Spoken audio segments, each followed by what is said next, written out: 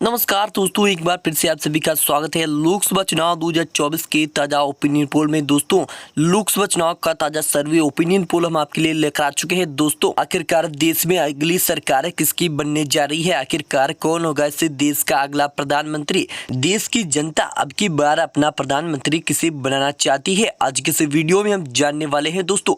लेकिन दोस्तों उसे जानने से पहले अगर आपने हमारे चैनल को सब्सक्राइब नहीं किया है तो सब्सक्राइब कर दें, ताकि आपको ऐसी बड़ी खबर आपको यहाँ पर हमारे चैनल पर मिल जाए। तो दोस्तों आपने 2024 के चुनाव में 400 पार के नारे का तो बवाल सुना ही होगा, लेकिन साथ ही बेरोजगारों की आवाज आपने नहीं सुनी होगी। दोस्तों इस बार लोकसभा चुनाव में बड़ा बवाल मच गया है। दोस्तों इस बार के ओपिनियन पोल में बड़ा उलटफेर देखने को मिला है। दोस्तों से जानने से पहले आपके हिसाब से देश में अगली सरकार किसकी बनने जा रही है, आपके हिसाब से अगली बार देश में किसकी सरकार बनने चाहिए, हमें कमेंट करें। और दोस्तों आप कौन से राज्य से हमारे वीडियो को देख रहे हैं वो भी हमें कमेंट करें, और वीडियो अच्छे लगे तो वीडियो को लाइक कीजिएगा। तो दोस्तों पहले हम बात कर लेते हैं यहाँ पर मध्य प्रदेश की 29 लोकसभा सीटों की। तो यहाँ पर मध्य प्रदेश की 29 लोकसभा सीटों में से बीजेपी के खाते में यहाँ पर 19 सीट जाती हुई दिखाई दे रही है। तो वही कांग्रेस पार्टी के खाते में 10 और अदर के खाते में 0 सीट है। वही हम बात कर ले यहाँ पर बिहार की 40 लोकसभा सीटों की। तो यहाँ पर बिहार की 40 लोकसभा सीटों में से बीजेपी के खाते में यहाँ पर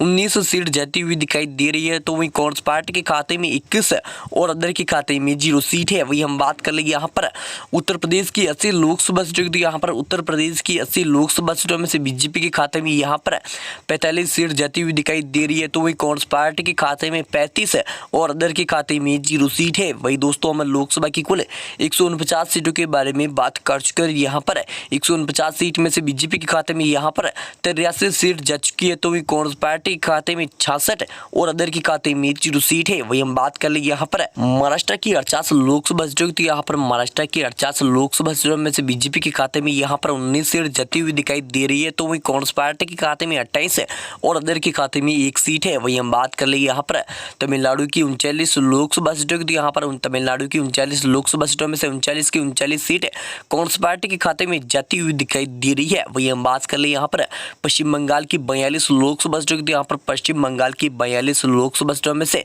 बीजेपी के खाते में यहाँ पर 10 सीट है। तो कांग्रेस पार्टी के खाते में 32 और अदर के खाते में 0 सीट है। वही है दोस्तों हम लोकसभा की कुल 278 सीटों के बारे में बात कर चुके हैं। यहाँ पर 278 सीट में से बीजेपी के खाते में यहाँ पर 112 सीट जाती हुई दिखाई दे रही है। तो वही कांग्रेस पार्टी के खाते में 160 और अदर के खाते में 1 सीट है। वही दोस्तों हम बात कर ले यहाँ पर आंध्र प्रदेश की 25 लोकसभा सीटों की। तो यहाँ पर आंध्र प्रदेश की 25 लोकसभा सीटों में से बीजेपी के खाते में यहाँ पर सिर्फ 1 सीट है। तो वही कांग्रेस पार्टी के खाते में 6 और अदर के खाते में यहाँ पर बड़ा बहुमत 18 सीट जाती हुई दिखाई दे रही है।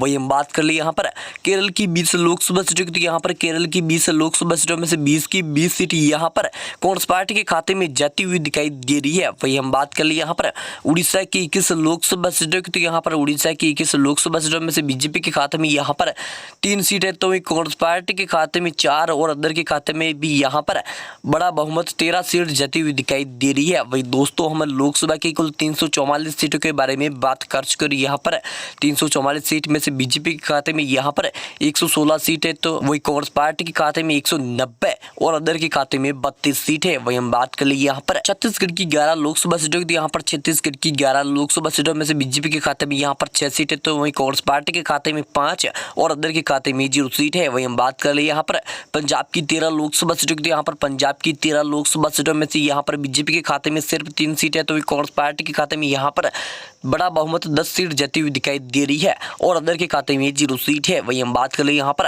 हरियाणा की 10 लोकसभा सीटों की। यहाँ पर हरियाणा की 10 लोकसभा सीटों में से यहाँ पर बीजेपी और कांग्रेस पार्टी दोनों पार्टी के खाते में 5-5 सीट जाती हुई दिखाई दे रही है और अदर के खाते में 0 सीट है। वही दोस्तों हम लोकसभा की कुल 457 सीटों के बारे में बात कर चुके हैं। यहाँ पर 457 सीट में से बीजेपी के खाते में यहाँ पर 163 सीट जा चुकी है। तो वही कांग्रेस पार्टी के खाते में 241 है और अदर के खाते में 32 सीट है। वही हम बात कर ले यहाँ पर राजस्थान की 25 लोकसभा सीटों की। तो यहाँ पर राजस्थान की 25 लोकसभा सीटों में से यहाँ पर बीजेपी के खाते में 13 सीट है। तो वही कांग्रेस पार्टी के खाते में 12 सीट जाती हुई दिखाई दे रही है और अदर के खाते में 0 सीट है। वही हम बात कर ले यहाँ पर कर्नाटक की 28 लोकसभा सीटों की। हमारे कर्नाटक की 28 लोकसभा सीटों में से बीजेपी के खाते में यहाँ पर 10 सीट है। तो कांग्रेस पार्टी के खाते में 18 और अदर के खाते में 0 सीट है।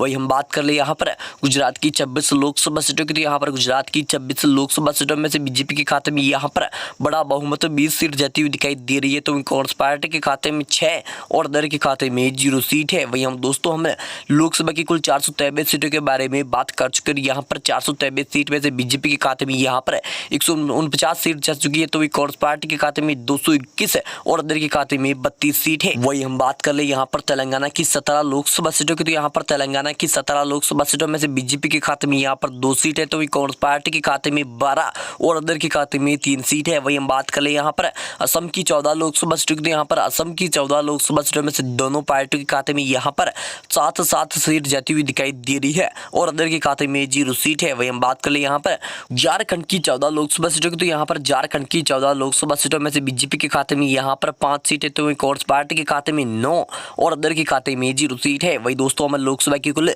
502 सीटों के बारे में बात कर यहाँ पर 502 सीटों में से बीजेपी के खाते में यहाँ पर 187 सीट जा चुकी है। तो कांग्रेस पार्टी के खाते में 269 और अदर के खाते में 35 सीट है। वही हम बात कर ले यहाँ पर दिल्ली की 7 लोकसभा सीटों की। तो यहाँ पर दिल्ली की 7 लोकसभा सीटों में से बीजेपी के खाते में यहाँ पर 2 सीट है। तो कांग्रेस पार्टी के खाते में 5 और अदर के खाते में 0 सीट है। वही हम बात कर ले यहाँ पर जम्मू कश्मीर की 4 लोकसभा सीटों की। तो यहाँ पर जम्मू कश्मीर की 4 लोकसभा सीटों में से 6 की 6 सीट कांग्रेस पार्टी के खाते में जाती हुई दिखाई दे रही है।